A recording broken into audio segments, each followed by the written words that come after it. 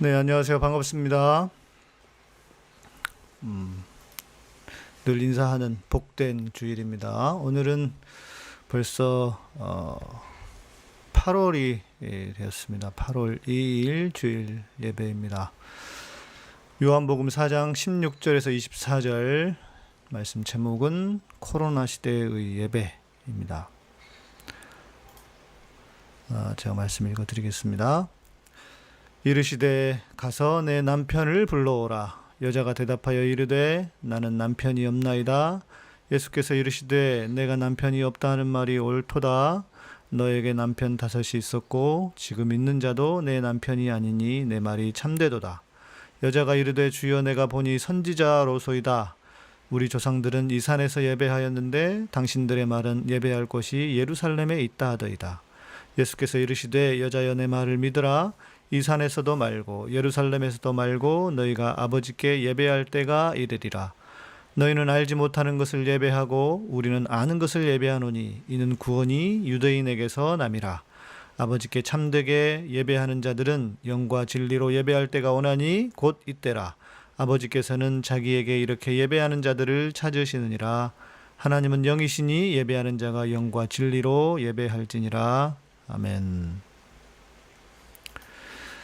네, 오늘도 또 이 예배에 참여해 주신 모든 분들 감사드리고 또 특별히 어제 우리 오이도에서 모였을 때 또 직접 얼굴도 뵙고 처음 뵙는 분들 다 많았잖아요. 이렇게 뵙고 배워서 반가웠습니다. 또 조만간에 또 그렇게 뵐 수 있는 시간을 만들면 좋을 것 같아요. 코로나가 터지고 우리는 자연스럽게 온라인 예배를 드리고 있습니다. 어떤 목사들은 온라인 예배가 무슨 예배냐고 하면서 온라인 예배를 인정할 수 없다는 듯 말합니다. 심지어 초대교인들을 끌고 와서 목숨 걸고 모이기를 힘썼다 이러면서 우리도 코로나와 상관없이 모여서 예배해야 한다고 합니다. 이렇게 온라인으로 예배드리고 있는 우리는 그런 말을 들으면 조금씩 때로는 흔들리기도 합니다. 온라인 예배는 정말 예배가 아닐까? 또 정말 모여서 예배를 드리는 게 맞지 않을까? 우리가 한 번도 해보지 않은, 어찌 보면 해보지 않은 일이기 때문에 더 그렇습니다. 그래서 오늘은 본문을 통해서 이 코로나 시대의 예배, 특별히 우리가 드리고 있는 온라인 예배의 이 타당성에 대해서도 한번 생각해 보고 또 우리가 어떻게 이 온라인 상에서도 예배를 바르게 드리는 것이 옳을까, 좋을까에 대해서 한번 생각해 보려고 합니다. 먼저 지도를 하나 좀 보겠습니다. 제가 이렇게 지도를 사진으로 찍어서 표시를 해드렸는데요. 제일 아래쪽이 예루살렘입니다. 그리고 제일 위에 쪽이 갈릴리입니다. 이스라엘은 이렇게 예루살렘과 갈릴리를 큰 기준으로 삼으시면 됩니다. 물론 예루살렘 아래쪽도 뭐 많은 지역들이 있고 지금은 저 밑에 그 에일랏이라고 하는 거기까지 이제 휴양 도시이기도 한 한참 아래의 도시가 있긴 하지만 그러나 주로 예루살렘과 위에 갈릴리 바다, 갈릴리 위에는 헬몬산, 우리가 여러분 들으셨던 헐몬산에 이슬이 내려와서 많은 그 헐몬산이 위쪽에 있고요. 그 헐몬산으로부터 내려오는 물이 갈릴리 바다를 이룹니다. 보시면은 갈릴리가 왜 바다일까라고 생각되시는 분들이 있을 겁니다. 갈릴리는 그냥 호수잖아요. 그런데 유대인들은 마른 땅입니다. 유대 땅은. 그리고 바다가 많지 않은 곳이고 왼쪽 편에 보시는 큰 바다는 왼쪽 편에 보이는 큰 바다는 지중해여서 지중해로 그 근처에 서해 그 서쪽으로는 늘 블레셋 사람들이 거주하던 곳이었습니다. 그러면서 자연스럽게 바다에 대한 좋지 않은 인상이 있었고 유대인들은 갈릴리를 오히려 바다라고 부르기도 했습니다. 실제로 갈릴리는 풍랑이 일어나기도 하고 그 바람 때문에 그렇다고 합니다. 그렇게 크게 둘 예루살렘과 갈릴리 바다. 밑에 있는 예루살렘은 해발 800m입니다. 그러니까 예루살렘에서 다른 곳을 가려고 하면은 한참 내려가게 됩니다. 그 위치상으로 이제 고도상으로 그렇다는 거죠. 그리고 이제 오늘 본문에 등장하는 수가 보이시죠? 가운데 지음에 우물가에서 사마리아 여인을 만나시다 했던 수가라고 하는 그 지역이 바로 사마리아입니다. 그러니까 북이스라엘, 남유다 이렇게 되어 있지 않습니까? 그래서 이제 북쪽 남유다의 수도는 예루살렘이었고 북이스라엘의 수도는 사마리아였습니다. 그래서 이렇게 지도를 머릿속에 두시고 보시면 오늘 본문 말씀이 좀 더 머릿속에 들어올 것이라고 생각이 됩니다. 이스라엘은 보시다시피 위아래로 길게 늘어진 나라입니다. 칠레만큼 긴 나라는 아니지만 생각보다 큰 땅이 아니고 경상도, 경상북도 하나 정도에 해당하는 나라인데 이스라엘에는 고속도로가 마땅한 고속도로가 없습니다. 지금도 현재에도 예루살렘에서 갈릴리를 가려면 우리로 보면은 그냥 국도입니다. 국도를 지나가기 때문에 시간상으로는 가까워 보이지만 한 그래도 두세 시간 정도를 가게 되는 거리라고 할 수 있습니다. 차로 가도. 그러니까 도로가 그렇게 썩 훌륭하지는 않다는 겁니다. 공항을 가거나 텔아비브 쪽 공항을 가거나 그쪽 가는 길은 고속도로가 있는데 갈릴리로 가는 길은 특별한 고속도로가 없는 편입니다. 현대까지도. 그러니까 오늘 요 지도를 여러분들이 머릿속에 두시고 말씀을 생각하시면 좋을 것 같아요.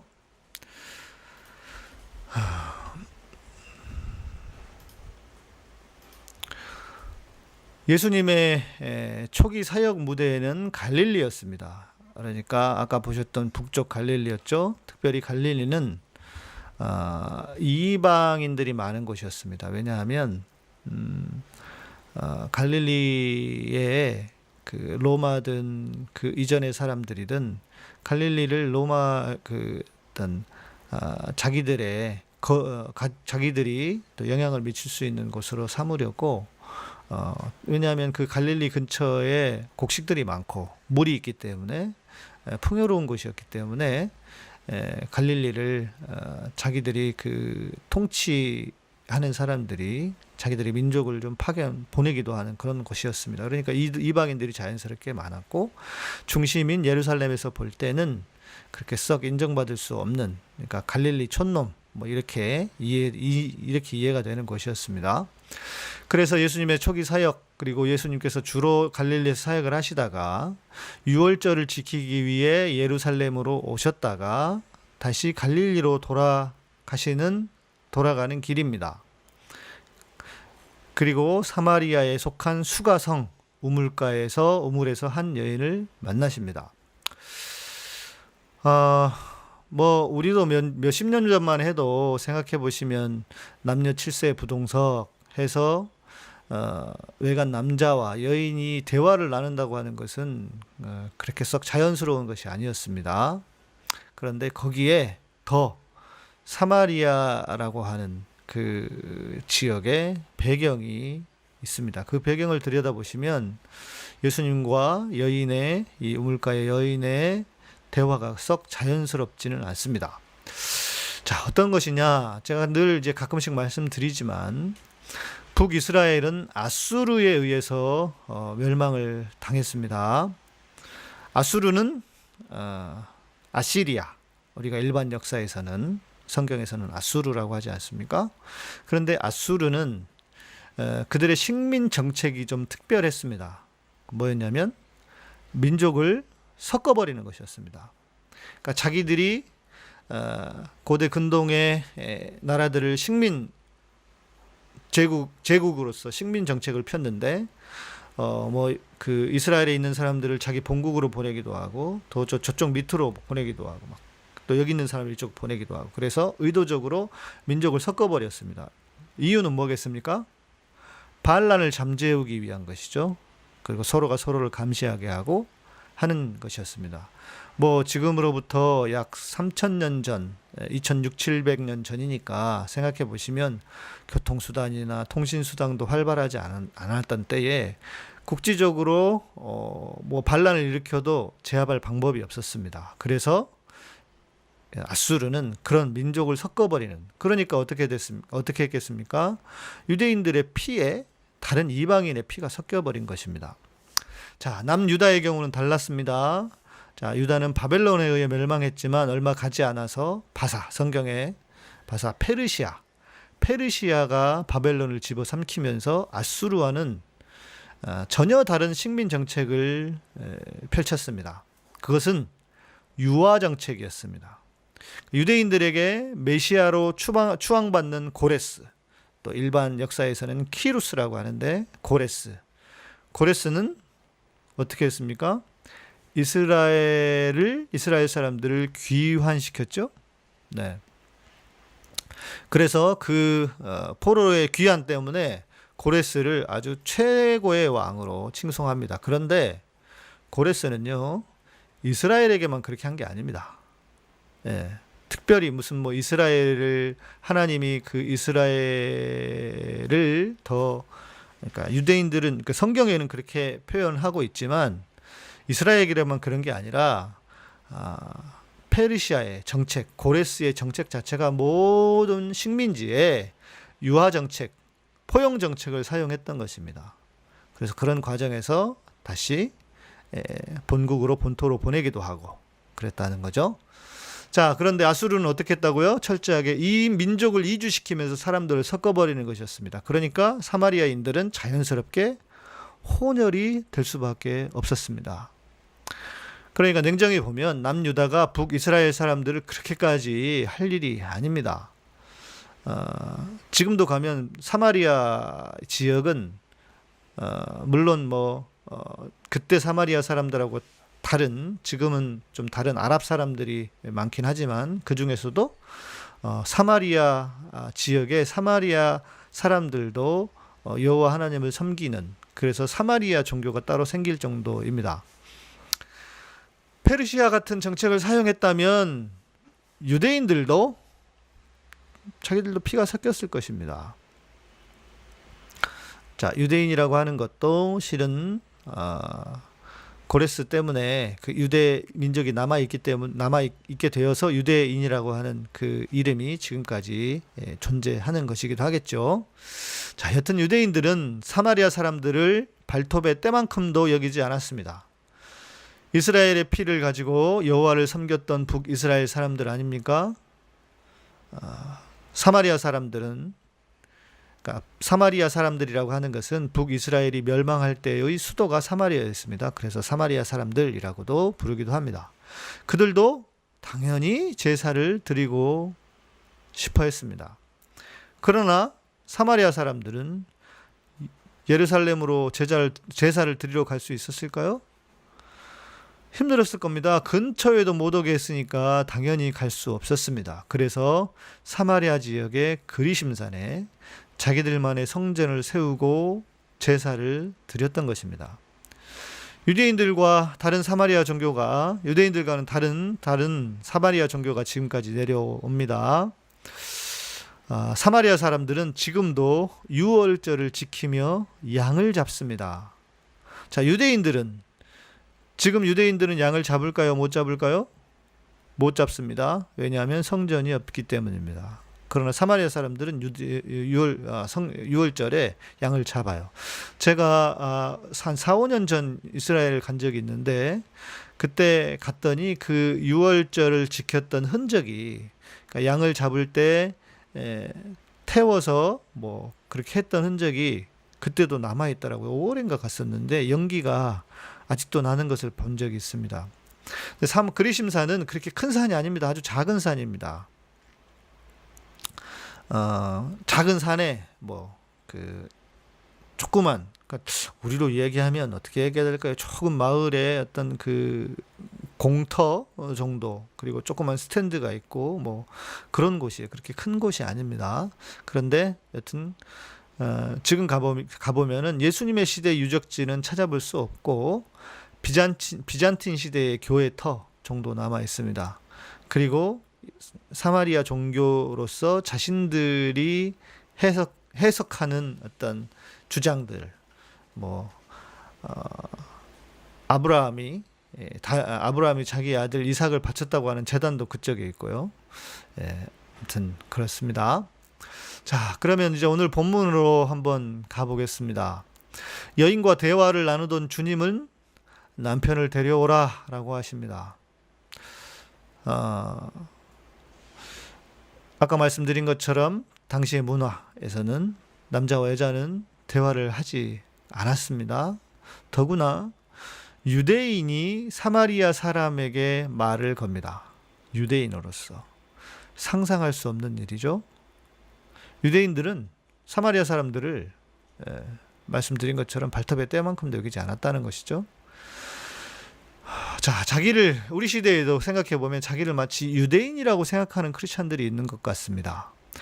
동성애자들을 마치 사마리아인으로 여기고 발톱의 때만큼이라도 여기지 않으려는 사람들이 아직도 있다는 것입니다. 예수님을 믿는 건 맞습니까? 아니면 예수님보다 자기가 더 훌륭해서 더 거룩해서 사마리아 사람들을 용서할 수 없다는 것입니까? 실은 동성애자들을 사마리아인으로 비유하는 것도 말이 안 되는 것입니다. 자, 그 여인에게 남편은 없었습니다. 5명이나 되는 남편이 다 이혼 증서를 써주고 여인을 버렸습니다. 우리는 남편이 5명이었다고 하니까 부도덕한 여인으로 생각합니다. 그러나 실은 그렇지 않습니다. 모세는 그 고대 시대의 여인들의 인권, 여인들을 보호하기 위해서 이혼 증서라는 것을 만들었습니다. 그런데 후대의 남자들이 자기 부인을 버리는 합법적인 수단으로 이혼 증서를 이용하고 있었습니다. 그러니까 마음에 안 들면 그냥 이혼 증서를 써서 보내버리는 겁니다. 모세의 의미는 그 이혼 증서라도 있어서 이제 생활을 할 수 있도록 어떤 사회에서 비켜나는 사람이 되지 않도록 하는 것이었는데 후대의 남자들이 이런 못된 짓을 했다는 것입니다.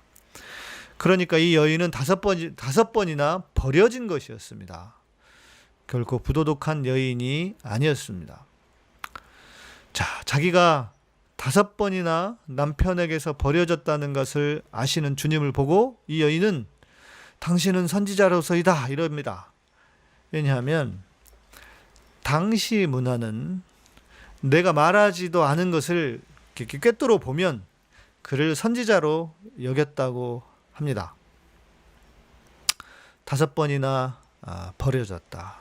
그렇습니다. 여성으로 태어난 비애입니다.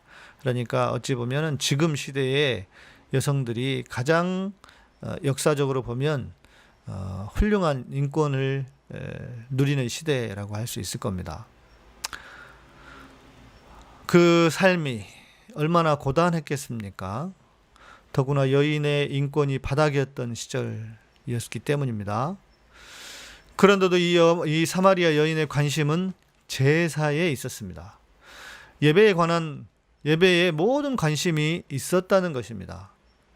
물론 당시 유대인들은 웬만하면 그랬을 것입니다. 왜냐하면 그들에게는 성전이 무엇보다 중요했기 때문입니다. 여튼 이 여인에게는 무엇보다 제사가, 예배가 중요했습니다. 그래서 주님께 묻고 있는 것입니다. 우리는 지금 제사를 이 산, 그리심산에서 드리고 있고 당신들은 예루살렘의 성전에서 드려야만 한다고 하는데 과연 무엇이 어디서 예배를 드려야 진짜 예배를 드리는 것입니까? 라고 질문합니다. 저는 예수님의 답에 지금 이 코로나 시대를 사는 우리에게도 예배에 대한 답이 있다고 생각합니다. 주님은 말씀합니다. 이 산에서도 말고 저 산에서도 말라. 이것이 바로 그런 배경입니다. 이 산은 그리심산을 말하고 저 산 예루살렘의 성전을 말하는 것입니다. 이 산에서도 말고 저 산에서도 말라. 아버지께 참되게 예배하는 자들은 영과 진리로 예배해야 한다. 자, 어찌 보면 우리도 지금 같은 질문을 하고 있는지도 모릅니다. 주님, 코로나가 위험하지만 무조건 모여서 오프라인으로 예배를 드려야 하나요? 아니면 이렇게 온라인으로 드려도 괜찮은 건가요? 이렇게 질문하고 있는 것과 다르지 않습니다. 우리 시대의 절박한 질문 아닙니까? 그러면 주님은 이렇게 말씀하실 것입니다. 그게 중요한 게 아니다. 예배는 영과 진리로 드려야 하는 것이다. 자, 그러면 영과 진리가 뭘까요? 이전 성경 개역 한글은 영과 진리를 신령과 진정이라고 번역했었습니다. 그래서 사람들은 신령한 예배 그리고 진정을 다하는 예배로 생각했던 적이 있습니다. 신령하게 진심을 다해서 전형적인 오역 중 하나였습니다. 자, 보니까 그러나 개역 개정은 다행히 영과 진리라고 번역을 했습니다. 그런데 그렇다면 영과 진리는 무엇일까요? 자, 영은 무엇을 말하겠습니까? 영은 성령을 말합니다. 진리는 무엇일까요? 여러분, 진리는 그리스도를 가리킵니다. 그러니까 영과 진리로 예배한다고 하는 것은 성령 안에서 그리스도를 높이는 예배, 성령 안에서 그리스도를 높이는 예배를 드려야 한다는 것입니다. 어디냐가 중요하지 않습니다. 어떤 방식으로 예배를 드리느냐가 중요하지 않다는 것입니다. 중요한 것은 성령 안에서 예배하느냐, 그리고 진리이신 예수 그리스도가 선포되고 그분을 진정으로 높이는 예배인가가 핵심이라는 것입니다. 모여서 예배하면 뭐합니까? 예배의 주인이 그리스도가 아니고 목사인데, 예배를 드릴 때마다 주님이 높임을 받으셔야 하는데 목사가 보입니다. 목사만 보입니다. 그리스도교가 목사교가 되고 말았습니다. 그리스도가 중심이 되셔야 하고 그리스도가 높임받는 예배가 되어야 합니다. 자, 그러면 우리에게 좀 적용을 해봅시다. 저는 예배를 시작하면서 바로 설교를 하지 않습니다. 찬양을 3곡 정도 이렇게 올려드립니다. 그런데 생각하셔야 될 것은 그 시간을 뭔가 예열을 하고 뜸을 들이거나 설교를 들을 준비를 하라라는 그런 시간이 아닙니다.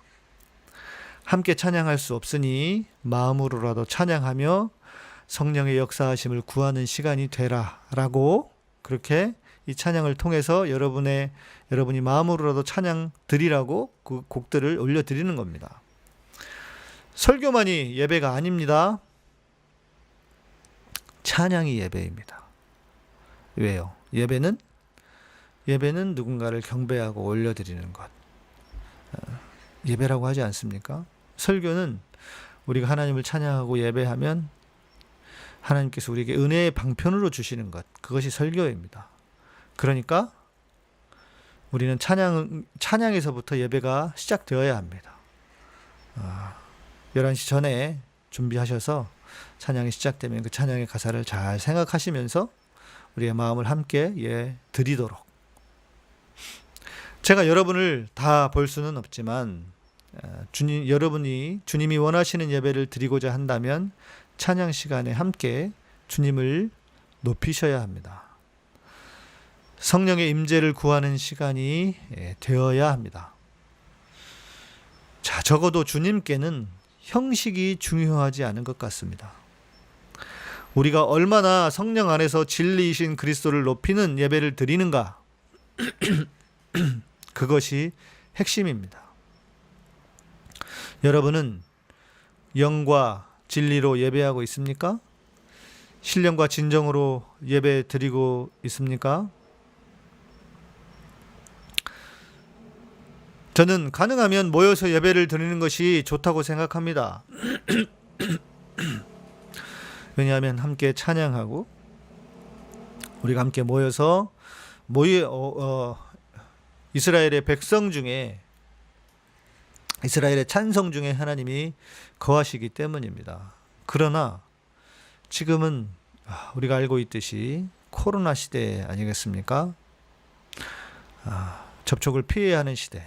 그렇다면 온라인으로 예배를 드리는 것도 문제가 없습니다. 우리가 영과 진리로만 예배하고 있다면, 성령 안에서 진리이신 그리스도를 높이고 있다면, 그렇다면 주님은 우리의 예배를 흡족히 받으실 것입니다. 우리의 태도를 바꾸고 우리의 생각을 바꾸고, 그리고 우리의 마음속에 온라인으로 드리는 예배에 대한 어떤 그 죄책감 내지는 그런 거림직한 마음을 다 버리시고 이렇게 마음을 다해 영과 진리로 예배를 하는 우리가 되었으면 합니다. 늘 말씀드리지만 우리도 국민의 한 사람이고 국가가 있어야 우리도 존재합니다. 그래서 이렇게 온라인으로 예배를 드린다고 하는 것 자체가 문제가 없다라는 것을 기억하시고, 코로나가 잠잠해지면 우리가 모여서 그때는 또 예배할 수도 있을 겁니다. 그때를 기다려서 그때가 올 때까지 이렇게 우리가 함께 영과 진리로 어떻게 예배하느냐가 아니라 성령 안에서 진리로 예배하는 우리 모두가 되었으면 좋겠습니다. 기도하겠습니다. 주님, 감사합니다. 우리의 예배를 받아주시옵소서. 많은 사람들은 온라인이 무슨 예배냐고 합니다. 그러나 주님은 우리에게 말씀하십니다. 이 산에서도 말고 저 산에서도 말라고, 오직 신령과 진정으로 성령과 진리로 예배하라고 합니다. 주님, 비록 우리가 이렇게 온라인으로 컴퓨터 앞에서 예배를 드리지만 성령으로, 성령 안에서 진리이신 그리스도를 높이는 우리들이 되게 하여 주시옵소서. 말씀을 통해서 하나하나 깨달아가게 하시고, 그래서 주님이 주시는 기쁨과 주님이 주시는 이 진리가 우리를 자유케 하는 그 자유함을 누리며 만끽하는 우리들이 되게 하여 주시옵소서. 감사드립니다. 예수님 이름으로 기도합니다. 이제는 우리 주 예수 그리스도의 은혜와 하나님의 놀라우신 사랑과 성령님의 우리 안에서 위로하시고 감동하시고 감화하시고 역사하심이 이제 그 어느 곳이든 그 무엇이든 어떤 방법이든 하나님을 성령과 진리로 예배하기를 다짐하는 당신의 사랑하는 백성들을 위해 세우신 교회와 카타콤과 예배 향기의 사역 위에 이 민족과 온 세계 위에 이제로부터 영원토록 함께 계실지어다. 아멘. 이 방송을 들으시고 좋으셨다면 좋아요와 구독, 알람 설정 부탁드립니다. 감사합니다.